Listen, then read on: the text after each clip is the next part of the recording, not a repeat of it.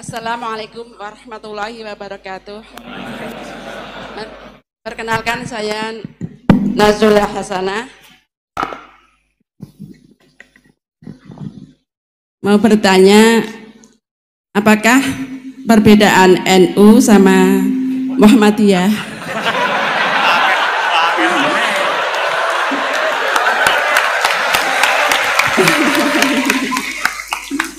Tadi kan dijabarkan. Terus dalam sholat subuh itu kan ada yang pakai doa kunut, ada yang enggak. Tolong jabarkan. Wassalamualaikum warahmatullahi wabarakatuh. Waalaikumsalam. Satu itu beda seragamnya dan logonya.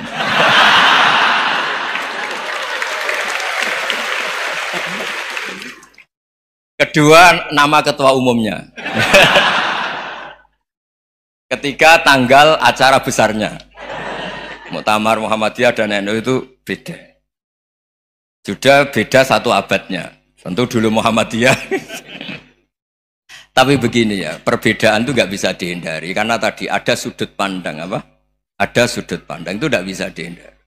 Ini cerita yang nyata ya. Saya ulang lagi, senyata-nyatanya.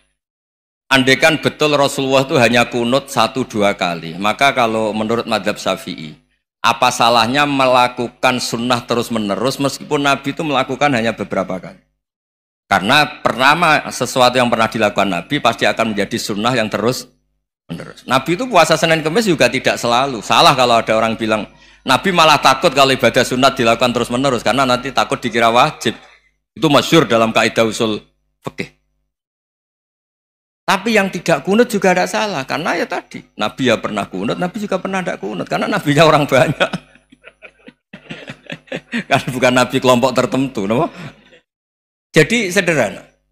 Terus menyangkut ini, dengerin betul, sujud. Sujud itu banyak ulama yang mengatakan untuk sah itu harus melibatkan 7 anggota.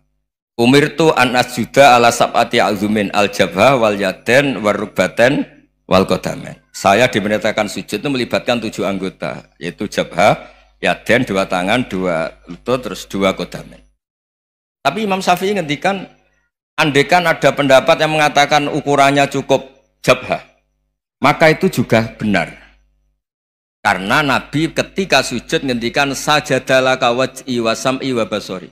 Ya Allah telah sujud ke engkau wajah saya, jabha saya. Nabi tidak menyebut tangan, tidak menyebut rukbaten, tidak menyebut qadamen. Ini wajah dua wajah, ukurannya itu hanya jabha. Itu kayak iya, kayak enggak. Nah, hal-hal seperti itu yang menjadikan ada ijtihad. Ijtihad itu satu pemikiran yang cara sudut pandang itu kayak iya, kayak enggak. Nah, itu terus ada al-madhaibul arba'ah. Terus ketika implementasi di Indonesia, dulu Mbah Ahmad Dahlan juga ngaji Mbah Soleh Darat, Mbah Hasyim Asy'ari juga ngaji Mbah Soleh Darat. Ketika di Mekah sama-sama ngaji Syekh Khotib Minangkabau, sama-sama ngaji Syekh Mahfud Termas. Jadi ya kalau di keluarga kita itu ya biasa aja, perbedaan-perbedaan itu selama masih ilmiah dianggap biasa aja. Karena memang ngelola sudut pandang itu nggak bisa ditertibkan. Nabi Yahya itu suka berkawan orang soleh. Karena berkawan orang soleh itu enak. Tapi kalau Nabi Isa suka dadani desa-desa tertinggal yang masih macam-macam. Ketika ditanya, kenapa engkau suka berkawan orang-orang gitu? Ana tabibun udawil mardo. Di mana-mana kiai itu ya nyembuhkan yang sakit. Jadi kalau dakwah yang sudah iman tuh akeh tunggale gitu. Tapi dakwah gitu kan tantangan. Itu sudut pandang. Ada nabi itu yang tertawa terus guyon terus. Yang satu murung terus. Ya sama Nabi Isa dan Yahya kan satu angkatan. Mali aroka dohikan fakaan nama tak manumin makrillah. Kamu kok tertawa-tawa terus, seakan-akan nggak ada adab saja. Yang satu tanya, mali aroka abisan kaan nakata kenatumir rahmatillah. Wong kok murung terus, kok dunia orang rahmat deh. Nah, Anda ini orang hebat. Guyu banter ya iso, nangis banter ya iso. Nah, itu sudah orang kombinasi itu. Isa ya mau, ya mau, Muhammadiyah ya gelem, NU ya gelem. Ya maksudnya sudah biasa aja. Karena tadi konstitusi NU yang mengatakan ibadah harus ikhlas karena Allah, Muhammadiyah juga sama harus ikhlas karena ya sudah, kalau karena Allah sudah selesai kan. Yang menjadi masalah itu kan identitas untuk hadun nafsi, untuk diri sendiri. Kalau kita ikhlas masalahnya apa? Coba masalahnya apa coba? Imam Syafi'i pernah di Masjid Abu Hanifah yang tidak kunut. Beliau enggak kunut. Ketika tanya 5 ada taruh tal kunut, ikroman di hadal madhab. Saya menghormati madhab ini. Jadi ya biasa. Sebaliknya juga sama. Orang-orang Hanafi kalau Imam Syafi'i kunut ya ikut kunut. Karena kalaupun Anda yakin itu tidak disyariatkan, kamu juga yakin itu tidak membatalkan apa? Sholat. Itu yang perlu dicatat. Kalau Anda tidak yakin sunat, kan tidak yakin kalau itu membatalkan sholat. Jadi sebetulnya kalau dianalisis secara keilmuan itu ya semuanya normal. Karena tadi Rasulullah itu al-bahrul muhit, Nabi itu lautan yang luas sekali. Orang akan mengambil air sesuai kapasitas masing-masing dan akan merasakan kualitas air juga sesuai kapasitas masing-masing. Orang yang sangat haus melihat air seteguk ini luar biasa, tapi yang tidak haus mungkin melihat itu biasa-biasa saja. Jadi makanya saya mohonlah, sudahlah itu biasa saja, apalagi secara sanad ya sama, secara tradisi sama. Ya soal perbedaan harus dengan NU, antara Muhammadiyah juga biasa beda. Mungkin di UI antar rektorat juga beda-beda. Yang satu suka dekat rektor, yang satu suka enggak. Monggo asal itu niatnya ikhlas.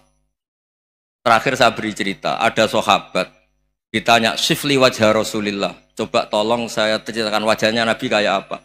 Sahabat itu nangis senangis-nangisnya. Kenapa engkau menangis? Saya itu tidak pernah melihat wajah Rasulullah SAW. Loh kenapa? Engkau kan sahabat. Sungkan. Sebagai bentuk penghormatan saya tidak berani melihat wajahnya. Sebagai bentuk penghormatan pada waktu Nabi, saya tidak berani sowan. Nabi di dalam punya keluarga, punya istri, punya cucu. Kalau saya sowan tuh ganggu. Ya masuk akal. Bentuk hormat itu tidak ganggu kan. Tapi ada orang-orang yang bentuk hormat, bentuk sayang itu sering datang ke majelis Nabi. Sama-sama masuk akal. Bisa didebat gimana? Sama-sama masuk akal. Ya sudah itu ijtihad. Maksudnya itu ijtihad. Itu sudah sama-sama masuk akal. Abul Hasan Asyadili itu kalau kemana-mana pakai mobil mewah, pakai baju mewah. Ketika ditanya, Anda ini ulama kok pakaiannya mewah, mobilnya mewah. Ben wong ra kepikiran nyangoni ya. Nah, tapi nak kowe tawaduk melas. Terus dibalekno umbalmu sakit. Ngono nang ra iso mulai kiai ini. Ya tapi misalnya semua gitu mesti ada yang salah paham, itu keangkuhan. Tapi kalau semuanya kelihatan gembel, nanti orang trauma jadi kiai. Takut kayak itu. Ya sudah, itu wilayah ijtihad, sudah tidak usah ya, pokoknya sudah, yang penting ikhlas. Anda berani tanggung jawab nanti ketika ketemu Allah Subhanahu wa taala. Nggih, ngoten. Assalamualaikum warahmatullahi wabarakatuh.